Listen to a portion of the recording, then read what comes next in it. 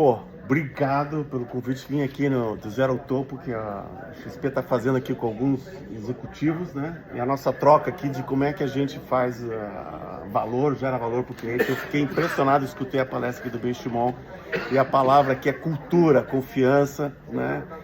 E ser fiel aos valores. Aqui tem um CTO que fez a coisa acontecer, CTO numa empresa empreendedora. É duro, né? Não foi fácil. Não foi fácil. Ele tá falando aqui que uma coisa é você ser um empreendedor que tá lá no começo fazendo as coisas. Outra coisa é quando você entra para arrumar e não perder a essência. Então, obrigado. Um recadinho aqui para os caras que estão querendo usar. Primeiro eu queria te agradecer aqui pela presença, né, te dar os parabéns pela essa trajetória, né, incrível. Eu tenho certeza que é o começo de outras trajetórias. Né, eu sei que você está com um projeto incrível, novo aqui, né, que a gente quer participar aí. Olha, vai participar. Vamos ver como a gente participa, mas a gente vai participar. Então, queria, né, dizer que essa agenda de AI, né, ela veio para ficar, ela veio para trazer benefícios. Eu sei que as pessoas, elas sempre veem o diferente como uma ameaça, né? Isso. Cara, isso aqui é uma oportunidade. Então, né, obviamente do jeito certo, né? Tem muita gente que também é AI por AI, sai fazendo. Né? E aí acaba não gerando valor. Ela é encantadora, né?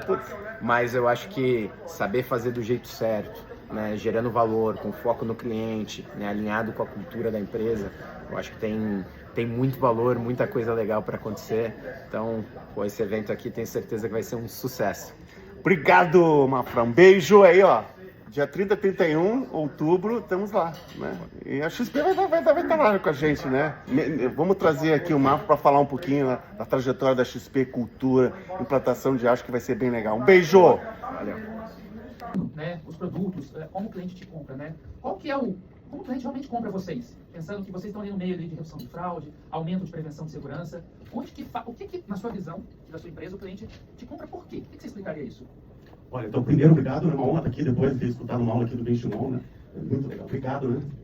Pô, que pergunta difícil, né? Só para contextualizar um pouco, né? A minha história, para vocês entenderem o porquê que da Crescer. Eu fui atleta, né? Sou mais novo de 10, meu pai é empreendedor, os últimos serão os últimos, então tem muita essência dentro aqui dessa coisa empreendedora, né? Minha mãe queria ter 10 filhos, eu fui a 12ª gestação, então eu nasci na raça. E por que eu estou falando isso? Porque eu fui atleta, quis ser atleta, comecei a empreender com 35 anos e tive a sorte de começar lá no Submarino e fiz toda a plataforma do Submarino e tal. Aí eu falei, pô, eu gosto de outras coisas. E eles tinham um problema de fraude. E aí eu falei, eu faço isso. Nem sabia, né? Daí mandei a proposta, não tinha quem fizesse a proposta. Mas eu acho que tem para responder a tua pergunta assim, né, já contextualizando, você tem que ter tesão para tudo que você faz. E aí eu posso explicar um pouquinho sobre isso. Quando você olha para trás, né, a história minha da Crescer, né, que agora não estou na Crescer, né, vendi e tal, foi outra jornada, eu vejo que, putz, quando você faz aquilo que o Benchimol falou, você tem um propósito, faz a coisa devagarzinho, pô, foi uma aula que ele deu sobre cultura, né, a coisa, uma hora acontece. Então lá atrás, quando eu falei que fazia, quando eu começava a prestar o serviço para os caras, né, porque tudo que eles pediam, eles queriam fazer uma porrada de coisa, eu lá chegava e dava um jeito. Nem você sabe, quando começou, eles queriam fazer cross-dock e tal, eles eram muito visionários, mas imagina isso em 99, deu uma puta merda. E aí eu sempre tentando corrigir, né, as coisas no back-office. E eu sempre fazia aquilo como se fosse meu, né, como disse o Benchimol. Pô, tava ali, eu era o quarteirizado da Total Express, e sempre ali os caras faziam as cagadas, né, que queriam fazer as coisas, daí eu ia lá, consertava, e não falava, pô, você fez merda, né, eu falava assim, puta, que legal, né? Isso é uma dupla aqui pra gente fazer essa coisa crescer. E aí foi que eu fui criando toda essa jornada de confiança. Porque confiança é uma coisa que, quando você fala para preço, produto ou serviço, confiança as pessoas sentem. E eu acho que isso que foi que eu consegui fazer uma proposta pro pessoal, né? Porque eles conheciam lá, quando eu fui lá, que eu era programador, eles sentiam que eu tinha esse tesão. Quando eu falo de tesão, essa coisa que vai além, né? Que você sente. E foi assim que eu consegui fazer a Crescer, né? Foram quase 24 anos, não é assim, louros, mas a coisa da resiliência, de você estar ali fazendo, o cliente percebe. Então, seja preço, produto ou serviço, o mais importante é que ele perceba que você quer o melhor para ele. Você tem tesão por aquilo que você está fazendo. Muito bom, Pedro. Olha que interessante aqui essa questão de trazer a confiança. Você tem um interesse genuíno, você tem interesse genuíno em resolver o problema do cliente. E isso, para quem está do outro lado, o exercício que a gente faz agora é muito bom. Imagina se todos os fornecedores de vocês milhares de fornecedores, tivessem esse interesse. Na verdade, eu acho que é a minoria que tem, né? Boa parte você vê que tem uns problemas matemáticos, tem que empurrar produto ruim, serviço ruim, né? Então, assim, o quão isso é algo simples, complicado de fazer, né? Que pode ser um diferencial. E aí, esse é o grande desafio, né? Todos vocês têm muita clareza do que vocês fazem, por que vocês fazem. Mas, bem, tem horas que parece um cavalo selado, um cavalo alado, e não é nada disso, não é uma distração. E acho que essa é a minha pergunta que eu vou fazer para o Pedro aqui, ao longo da jornada. Como é que foi manter a proposta de valor com foco ali em ser aquele parceiro de confiança? Houve distrações, né? Como lidar com elas? Pô, Eu acho que nosso trabalho foi bem difícil, porque a gente começou lá prevenindo fraude digital, né? E no Brasil, você sabe, né? O brasileiro é muito criativo. E a gente só conseguiu fazer porque a gente tinha sempre olhando o melhor para o cliente. Então, o que a gente fazia lá atrás? A gente montou uma plataforma em 2005, SaaS, né? E cada um fazia a sua gestão de risco. Mas o que acontece com a fraude? A fraude ela é subjetiva, diferente do crédito. O crédito o cara tem, não tem crédito. É no CPF, a fraude é contextual.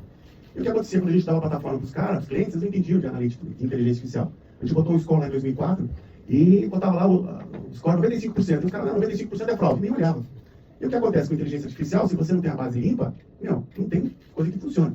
Então o que a gente tem falando, ó, se a gente não assumir, pegar esse produto aqui que era uma plataforma de tecnologia, a gente embarcou para o serviço. Eu vou fazer a gestão aqui, porque eu tenho que deixar essa variável aqui mais correta. Né? Porque se eu não fizer, o cara não sabe, vai fazer merda, e o que acontece? A culpa é sempre do fornecedor. Sabendo que a culpa é do fornecedor, a gente fala, então vamos pegar e vamos fazer a gente, né? E vamos fazer um negócio que era bem desafiador, que era vou garantir a fraude. Né? E aí a gente foi lá e não vendia nem a plataforma, nem o serviço, a gente garantia a fraude para o cara.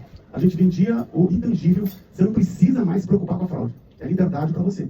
Deixa que a gente assume a responsabilidade. E através dos dados aqui, a transparência dos dados, o que está acontecendo no mercado, a gente vai conseguir te dar o melhor resultado. Então, nessa estratégia, foi que a gente sempre foi galgando mercado. E qual que era a vantagem da gente, que o nosso principal vendedor era o fraudador? O que acontecia? Na hora que a gente pegava o dado, e você sabe que fraude é aquela coisa, a fraude migra. O fraudador ele tem uma porta de madeira e uma porta de aço. Não, ele é preguiçoso, por natureza, senão não seria fraudador. Aí ele vai na de madeira. O que acontece? Quando a gente tinha toda a plataforma, e a gente olhava o mercado, avaliava a resposta, treinava as pessoas dentro, já tinha uma cultura forte, de dar liberdade para as pessoas dentro da empresa, de fazer, ó, não tem problema se você errar uma fraude aqui, mas vamos fazer junto. Então a gente teve a sorte, entre aspas, que a gente trabalhava com um negócio de fraude. E para trabalhar com fraude, você tem que ter muita confiança no time, e a confiança, ela se resumia no resultado tangível da perda financeira. É diferente um pouco aqui vocês têm a corretagem, então, mas também a gente tinha essa vantagem de medir esse coisa de intangível da confiança. Então a nossa jornada ela foi bem assim, desses altos e baixos, né? E respondendo a tua pergunta, a gente sempre queria ter esse propósito. Na hora que a gente viu que a fraude, o lado bom da fraude é a confiança, né? O que significa isso? A gente dando liberdade para as pessoas, tendo ali aquela coisa de errar, de estar junto, né? E era maravilhoso no sentido que às vezes a gente apanhava, vinha uns ataques de fraude que a gente falava, ih, fudeu. Aí era maravilhoso, porque o time, eu vou pegar essa estrela toda, falar o nome aqui. Mas gerava um engajamento no time que era surreal. Porque a gente fala assim, se a gente não ser excelente, a gente vai zerar nossa fatura no final do mês. Então essa coisa de a gente assumir o risco, né, desvirtuar um pouco. Na nossa, a gente tinha que virtuar bastante, no sentido que a gente tinha que fazer o resultado. Então, a gente sempre teve essa oportunidade, né, do fraudador atacando, quem não tinha gente tinha perda, e aí a gente foi ganhando mercado, e foi a nossa história, assim, de sempre estar fazendo o melhor. E o que aconteceu? Por isso que a gente gerava muita confiança. A gente errava, né, quando a gente errava, a gente falava assim, o erro é nosso, e a gente pagava a fraude. E aí ele falava pro time assim, olha, fudeu, a gente vai ter que correr atrás. Então, teve anos, em 2013, por exemplo, que teve uma avalanche de vazamento de dados, que, putz, de repente, só para vocês entenderem um pouco, o CPK no digital, ele pode vir, a fraude acontece hoje, e o chargeback pode vir até 6 meses. Então a gente tinha que ser muito excelente e ter muita analytics para falar, porra, isso aqui eu vou liberar, não vou liberar, né? E a gente assumindo a responsabilidade. Então a gente foi neste caminho de sempre vendo o melhor. E quando tinha problema, que é o que eu falei no começo, né? A confiança. Tava ali, olha, eu tô aqui, a gente fez errado, mas a gente está junto. E a gente vai resolver isso junto. Porque tinha os caras falavam, não, vocês fizeram errado, lá ficava. Porque o problema do nosso negócio é quando entra o dinheiro. Eu falo assim, vamos deixar a parte comercial de lado e vamos resolver primeiro unir aqui para resolver a fraude. Né? E na maioria das vezes o cara falava que o problema não era nosso. Às vezes tinha o problema nosso, mas era dele, que não mandava as variáveis, ele ficava puto, era o problema interno dele. E a gente fala assim, calma, que a gente vai resolver. O cara queria processar a gente, falei, não, a gente vai resolver isso. Então, mas demora. Então, essa que foi a nossa jornada de estar sempre construindo confiança. A gente fez o digital, depois foi pro onboard, aí aí a gente teve, por motivos deles, a gente teve que fazer o capital, aí teve outra jornada. Mas a gente está na outra jornada com a Conf agora, né? De gerar confiança na mão do consumidor final. Então, uma ideia era para disruptar a própria Cresceio. O que acontece? Quando você fala de confiança, a Cresceio ela fazia autenticação. Então, a Conf agora, que é o spin-off que eu comprei no IPO, ela monetiza a confiança, que é o relacionamento que eu tenho em processo de pós-venda com o protagonismo do consumidor final. Porque muitos desses projetos eles estavam sendo focados de maneira genérica no negócio e não focavam especificamente, os 5 que tiveram sucesso, 5% de sucesso, e que eles colocavam IA exatamente nos pontos de fricção do seu negócio. Ou seja, onde o ROI era muito claro, o retorno que ia ter a tecnologia muito bem medido. Eu queria também ouvir a sua opinião sobre isso. Legal. Da IA, eu acho que primeiro você tem que separar o que é a generativa da preditiva. Tem coisa que às vezes as pessoas querem usar a generativa para fazer tudo. Então você tem que ver para cada caso, cada macaco no seu galho, né? O que usa. Sabendo disso, você tem que pegar qual que é o processo que você quer fazer. Porque às vezes você quer fazer uma coisa genérica, tentar, tá todo mundo fazendo. Mas você tem que entender qual que é o processo do detalhe que você vai gerar aquele valor, qual que é o problema, né? E se você consegue, através do problema, ter o dado para fazer. Porque antes de você fazer um modelo, que ele falou que ele vai ficar ali, não vai ter o dado, né? Para você dar a resposta e fazer com que aquilo realmente resolva aquele problema. Então, respondendo a sua pergunta, tem que pegar uma coisa bem... que você entenda do negócio. Se você entender o negócio, vai saber mais rápido se ele alucina ou não alucina. Entendeu? E você, sabendo da dor, aí você vai ver qual que é o resultado mais rápido. O problema é que as pessoas querem usar, né? Porque ela é muito poderosa. Né? Inteligência artificial é do caralho. Né? Ela conversa. A generativa é maravilhosa. Aí você quer, uau, isso aqui é um tiro de canhão que você faz e as pessoas querem, por pressão, não sei aqui. Ainda bem que ele tem um CEO que é CTO. Né? Porque o CTO, eles têm uma puta pressão. Tem que usar inteligência artificial. Aí que sai correndo, traz consultoria e aí acho que a IA vai resolver o negócio. Mas primeiro você tem que entender do negócio. Né? A IA é um meio, é que nem aprender Excel, né? A Excel é poderosíssima. Se você não sabe pilotar, é a mesma coisa com a IA. Então acho que tem que olhar o problema e ser bem criterioso para isso. Né? E outra coisa que acho que é bem importante, né, que eu volto aqui, que acho que até é você ter essa coisa da colaboração. Né? E não acreditar na IA, porque a IA ela é boazinha. Ela tem o poder da convergência. Então tudo que você pergunta para ela, você pode até configurar isso. Ela fala assim, não, ela consegue, aí que ela alucina. Então quanto mais você ficar fechado no escopo, que você tenha controle, você vai testando e vai olhando, né, onde tem mais pontos de inflexão e tal, você vai vendo qual que é o resultado e você vai podendo escalar isso. E tem um problema também, que é de cultura, né? Como é que as pessoas não ficam, uau, isso aqui, e saber que pode errar, ter o senso crítico, né? Então volta naquela coisa do sentimento intuitivo, né? Não é que ela é soberana, quem é soberana é eu. É eu que entendo o negócio e eu que vou falar para ela o que vai fazer, porque você pode ser nesse hype aí de que ela pode fazer tudo. Vocês estão criando governo. Só, talvez essa é a última, mas acho que é um desperdício a gente não pegar o Pedro aqui agora para contar um pouco da história. Pouca gente conhece. Também vai ser difícil, porque já acabou, quase acabou o tempo de contar desde o início, né? Mas principalmente a reta final, e aí daqui que tu puder abrir de números, IPO maravilhoso que fez, Exit maravilhoso que fez. O cara ficou um mês agora passeando na China, porque não tem mais nada pra fazer da vida. Não. Conta um pouco pra turma, principalmente essa reta final, e eu acho que o fim da jornada, acho que a gente até agora não teve ninguém comentando aqui um pouco sobre o fim da jornada, que o fim não é o fim, mas enfim, ilustrado aqui no Exit, né? Enfim, acabou de fazer, né? Pô, super obrigado, né, Cris? Obrigado pelo convite, né? É uma honra estar aqui, né? E eu sempre aprendo, né? Tem bastante coisa aqui que eu vou levar para casa. E só para contar um pouco dessa última jornada, tem uma coisa que vocês vão achar que é quase surreal, né?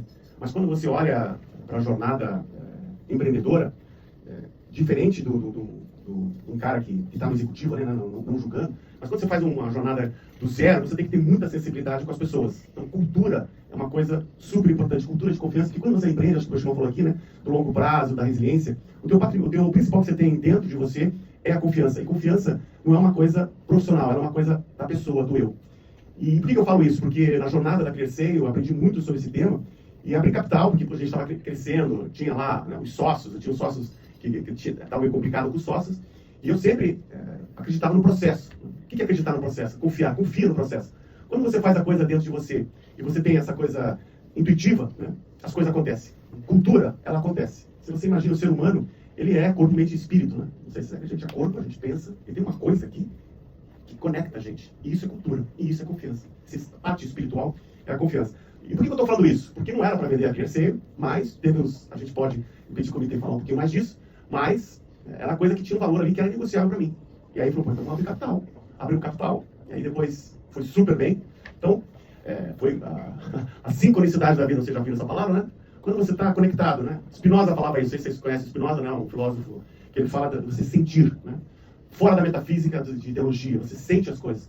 Então, eu falei, pô, isso aqui para mim é negociável, abrir capital, e a jornada de 6 meses de abertura de capital foi surreal também, porque a gente não tinha, tinha que separar a Conf, que é um projeto que eu estou hoje de confiança, tinha que refazer toda a auditoria e tal. Então tem muita história que no bottom line, pessoal, é você ser fiel àquilo que está dentro de você, que você acredita profundamente. E você, qualquer coisa, você dorme, pensa e fala o que é o certo. Então até eu, Cris, eu ficava assim, eu explodia. Não sei se você explode quando acontece alguma coisa errada, você pá! E aí você fala assim, Pedro, você é descontrolado. Aí depois, porra, eu jogava celular assim, porque tinha coisa dentro de mim, aí negociava. E aí eu fazia uma análise dentro de mim. Eu falei, pô, isso aqui tá dentro de mim, não é que eu sou revoltado, é uma coisa que na minha essência não combina. Então, a hora que eu fui processando isso, e a jornada foi maravilhosa, porque eu fui sendo sempre fiel àquilo que eu falava, não, isso aqui não dá, então eu dei rollback várias vezes numa transação lá com um sócio investidor antes da abertura de capital, que foi a melhor coisa que podia acontecer, porque as pessoas falam, pô, Pedro, Eu falei, não tem sentido fazer isso dentro da IPO. Aí depois que a gente foi indo, né? Abriu o capital, foi a melhor abertura de capital que teve. Porque a gente sempre falava, né? Aprendi aqui também, que as empresas, né, os fundos, vêm assim, não, long only, né? É resultado no quarto. Aí eu falei, pô, long only, pô, que beleza. E a gente falou, pô, meu sócio, a gente é uma empresa de longo prazo. A gente vai ser fiel àquilo que a gente está aqui, não vai querer escalar. Tá? A gente abriu, fez o pricing, foi super bom, foi quase $1 bi de dólar, né? 6 bi. E aí depois que aconteceu, puf, a ação caiu. Né? Eu, muito ingênuo, falei, pô, mas como é que o mercado ele é soberano? Então tem outra coisa aqui que são investidores, né? Não, olha o que o Benchimol falou, a macro, a gente tem que estar lá, mas a gente tem que cuidar aqui do nosso pedaço. Porque a macro, quando ela vem, é um tsunami, e a ação da Clear, que era 30, foi para 3. Né? Então, de repente, eu era bilionário, uau, aí comecei a gastar dinheiro, né? Empreendedor com dinheiro uma merda, né? Ah, faz ali, faz aqui. Gastei 100 mil, assim. Que foi? Não, merda, eu sou empreendedor raiz, sem dinheiro. Cultura e gente, o dinheiro deu merda, né? Mas eu tive a sorte que depois, né? Daí os investidores, não, tem que vender, porque... Eu falei, pô, então vai. Aí veio a Serasa, 2 anos conversando. Ela era a terceira tentativa que eles queriam comprar a gente. E aí, por N motivos, né? Eu saí da mesa 2 vezes, né? Porque os caras falavam de cultura, tal. Eu sou muito cara, aqui, é difícil falar isso aqui, eu nunca olhei uma planilha, pessoal. É duro falar isso aqui, falo de números.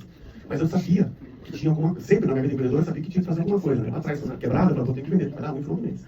Eu tenho que vender, eu nem olhava a planilha, eu ia ficar uma puta, você não olhava para esse cara, se eu olhar, eu fico deprimido.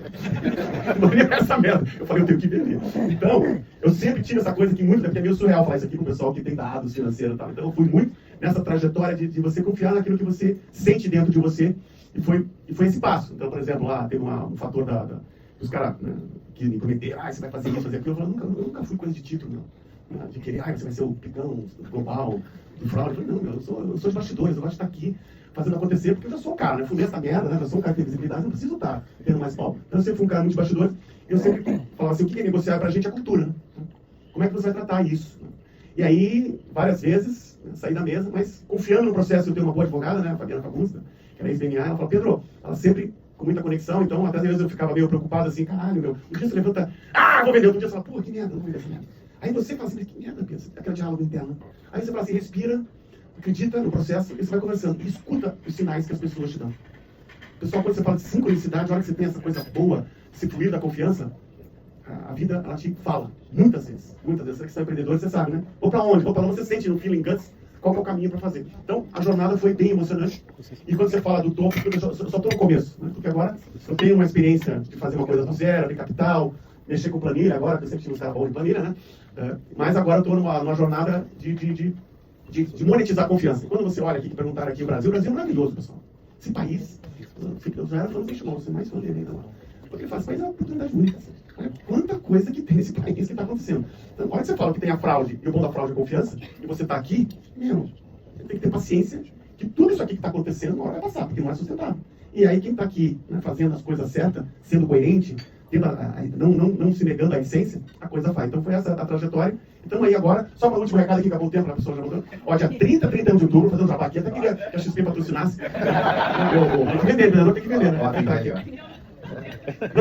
Não pode vender? Pode vender um pouquinho? Não, mas é bom. O que aconteceu? Meu Pix entrou dia 1º de abril, um Pix gordinho, né? Quase um dia ali de dinheiro, né?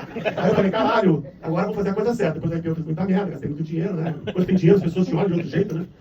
Acho que é dinheiro infinito. E aí eu falei, agora eu vou sempre, essa paixão de inteligência artificial e regenerativa, pessoal, ela é maravilhosa. Por que ela é maravilhosa? Porque ela conversa. E quando você conversa, ela impacta na cultura. Então eu garanto aqui pra vocês que quase 100% dos funcionários de vocês já estão usando o ChatGPT para trabalhar.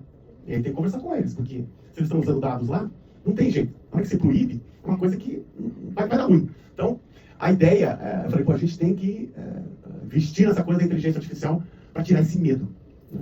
E a gente, todo mundo fala que a IA vai tirar emprego, que a IA vai gastar muita energia, que a IA é isso, é aquilo. Meu, pessoal, vamos pensar aqui, brasileiro, os caras estão gastando uma papa de dinheiro fora. Estão gastando uma papa, trilhões. E se a gente souber usar, né, do cara da ponta, gratuitamente, né, a gente pode mudar o país. Então a proposta aqui, dia 30 a 31 de outubro, é para 10, 12 mil pessoas. A XP podia entrar nessa jornada aqui. Convite para vocês, depois, passando o contato aqui, eu dou um ingresso. Metade do preço. Você quer contar mais alto, tá sabendo? Mas empreendedor é assim, né? Primeiro você leva, você arrisca.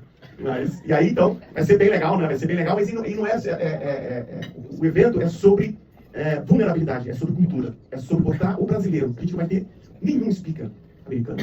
Porque tem muitos brasileiros que estão em empresas tech fazendo uma diferença. E a gente precisa resgatar essa diáspora desse talento.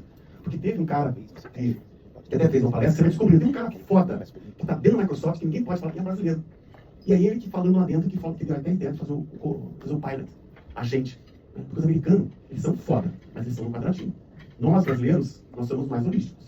Porque aqui, é foda, né? Cada hora é uma porrada. Aí você tem que... Então a gente tem uma coisa dentro da gente, da nossa cultura, que é incopiável, que é essa cultura de você ser resiliente, positivo. Né? E com a IA e empreendedorismo vai ser uma grande transformação. Então, dia 30, 31, passa aí que eu dou um bônus para vocês. Gente, muito obrigado, Pedro, muito obrigado, Thiago. Aí, Cris aqui, obrigado pelo convite, a gente está aqui do Zero ao Topo, foi um momento super legal, Cris, obrigado por ter me indicado para falar aqui, só cara picão aqui, né, com o Benchimol, com o Mafra, o CEO, e aí a gente falou um pouquinho da nossa história, foi muito bom. E Pedro Queburela, né? Não, Ponto alto do dia aqui. Não, e o Cris aqui, pô, projeto de consultoria, ajudando empreendedores, falou aqui de vários empreendedores, é isso que é legal na Endeavor, né? Como é que a gente transmite isso e ajuda os outros e faz essa conexão de energia. E dia 30, 31 de outubro, vamos estar lá, bombando. Tá aí, ó. Todo mundo lá, hein? Todo mundo lá.